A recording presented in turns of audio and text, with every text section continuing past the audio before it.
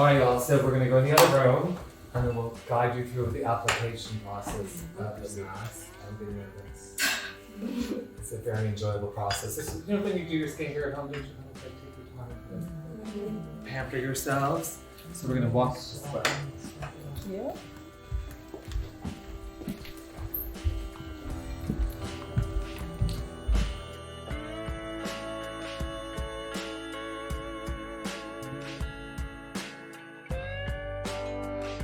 So you actually are the first people to experience our Zinc and Sulfur mask. So you can take a look at the box.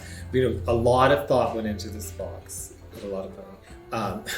Do you see how that catches the light? So it's all about the reflection and the rainbow. You know, I don't know how much you've learned about the Halo 42 name. Did you all hear about that? Where this came from? No. All right, I'm going to tell you. Although Mark tells the story better. But you know, when we decided to kind of work together on something, it was really starting with fashion. You know, because Mark had this idea for inclusivity in the gym wear and kind of bringing color. Women have a lot more choices than men. So I went over to his place to talk about some ideas. He had some fashion pieces he wanted to show me. But he was really thinking for his, in a dream, the logo would be an upside down rainbow. So in talking, and I'm like a researcher at heart, so I said, well, let me look that up because, you know, the upside down rainbow kind of looks like a smile, like it is like a interesting thing. So I looked it up and it turns out it's part of the halo family. And a halo can only be seen at 42 degrees. So it's much like a rainbow, you know, you only see it normally after a thunderstorm or after the rain and the light refracts. So the same thing, upside down rainbows are just as common, you just can't see them because you're not at the right angle.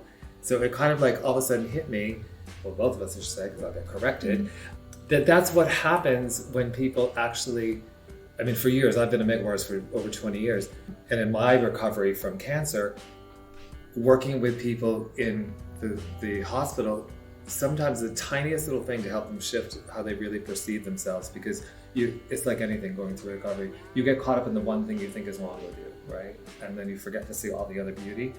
And this is where the idea came from, is like our purpose is really helping by using skincare to help you shift what is maybe really not wrong at all, and you're just focused on that, and kind of with a little shift, all of a sudden everything starts to look brighter. I mean, I don't know about you, but every time I see a rainbow, you just like a happy smile, right? So that's kind of like where we want this. So it was so important to us, even with the packaging, that it just makes you smile a little, right? And that's where it all begins. Yeah, when you see it, right? And when the light hits it differently, it takes on like from a different angle, it starts to get more vibrant. Like I can see a lot more blue over in yours. You know, just like anything. So that's why we liked to start with skincare. And zinc and sulfur, as Mark was explaining earlier, is very purifying and you know, great for you. When I was going through treatments, I actually went to Italy to a spa, and we would drink the sulfur and the zinc, which tastes horrible by the way, and then also apply it because it helps you like take the toxins out, right? So it's the same kind of idea. And it's like in your everyday life. So internally we have toxins, externally, you know, stressors that happen. And this is one way to kind of address that. So it's supposed to be playful too. So you can open yours up. So one thing I think I heard one of you say earlier about sulfur, like it smells, right? I always think of like when you burn eggs, but hopefully you're not going to get that experience. What's your first feeling? Very relaxing. Right? Not smelly. It smells good. It's important because people get that idea, you know? Yeah, it's clean. Yeah. So I think that, you know, you can, one thing I'll tell you too, like, so when you're doing any kind of a mask, you don't want to go around your eye area. So, you know, kind of avoid that whole like ocular bone, like kind of use that as your barrier. And then you can apply it to your face. I'm just going to show you a little, with our handy little tool. And you don't need a lot. That's the thing I've learned with this. You're just going to kind of like smooth it into the skin. And not around the lips too closely either. I like when I apply, it's kind of like frosting a cake. I like to have it kind of look smooth. It does not have to be. You can even do it with your fingers. But so apply it right up to the hairline.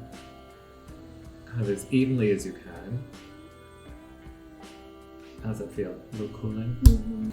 I love the cooling feel. It's very like soothing and relaxing.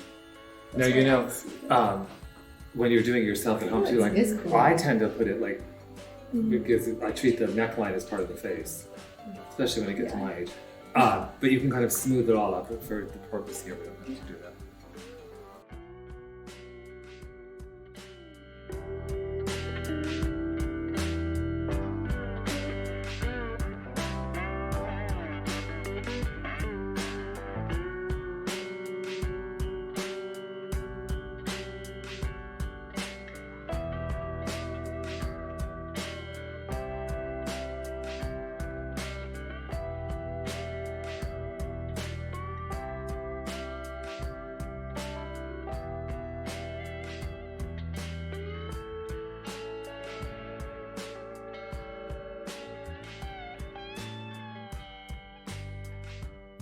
I like the texture of it. I love how moisturizing it feels. You know, some mask you put on and it's like you feel like it's tightening or drying out your skin quickly. This feels very refreshing, cooling and soothing.